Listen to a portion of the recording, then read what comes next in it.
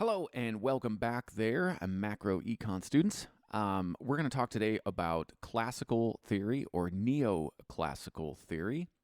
And we're going to talk about the short run and the long run in the aggregate supply and aggregate demand model. So let's go ahead and get started. So let's take a look at our aggregate supply and aggregate demand model. And we're going to be talking about the short run, right? We're going to be talking about the short run here.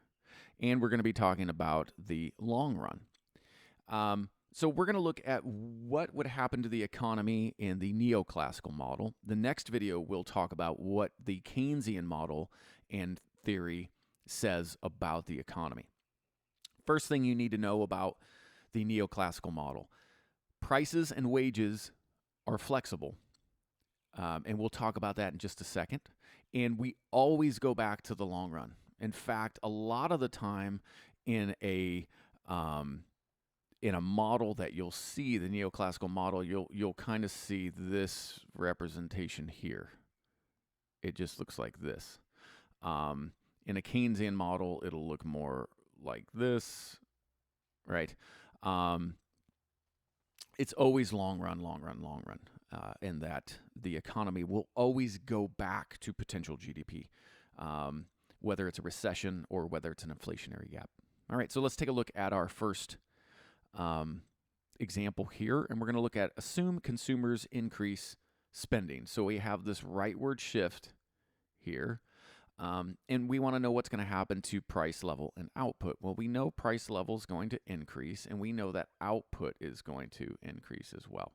All right, so price level is increasing, and output is increasing. What is that going to say? Well, that means that we have inflation here, okay?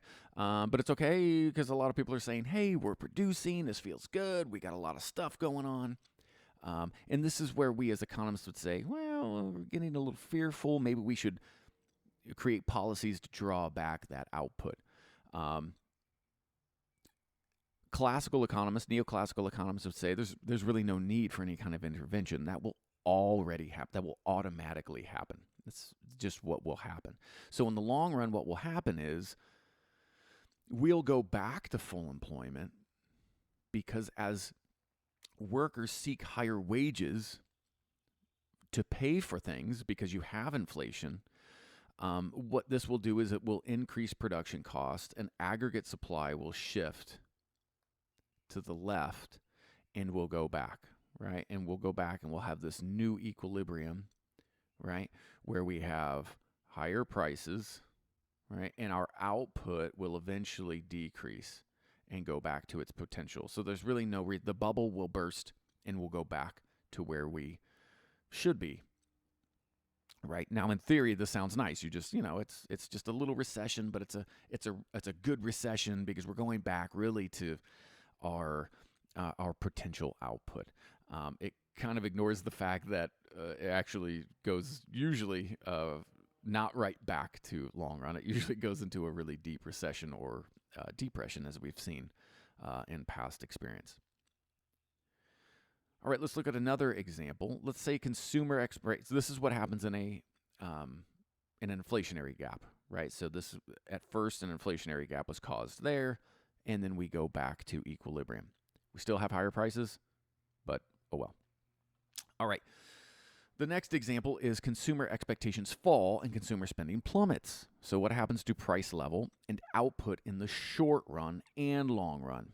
Okay, so in the short run, we're moving from here to here. So our price level decreases and our quantity or our output also decreases. This is what we would call a recession, right? And this is bad. But that's okay because neoclassical economists would say, well, people will take, right?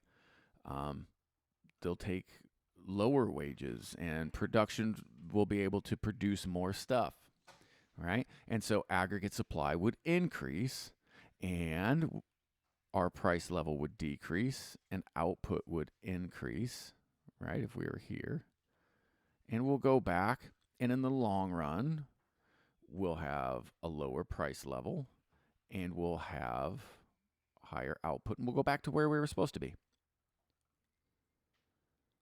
So this would be our equilibrium before the recession, and then our equilibrium after the recession. Notice that, yes, we'll have a small period of a painful experience of a recession, but then as workers accept lower wages, the input prices go down for production, and businesses are able to produce more, and then we're right back to where we were with lower price levels. Now, John Maynard Keynes will argue that that doesn't occur, and we'll talk about that in the next video.